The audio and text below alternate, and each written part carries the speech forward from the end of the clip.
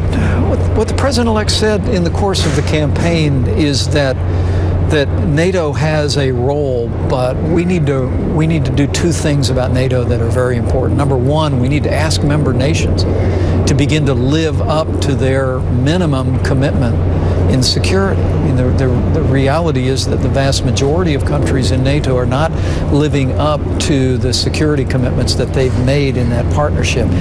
We need to ask them to step up because the United States is keeping our promises. The other piece, though, and we've seen real movement on this, and there's some bipartisan support for this in the Congress, that NATO needs to refocus its mission on confronting radical Islamic terrorism, the threat of ISIS, and the threat that poses to Does that mean you don't nations. see NATO as a tool to check Russia anymore? Well, it is that historic alliance between East and West. There's always been a check. That balance, and that should always. You still want to see that? Well, look, the president-elect has made it clear that that's an alliance that should live up to its promises. It's an alliance that should expand to include other security threats, but that historic mission of NATO will go forward, I'm confident. The president-elect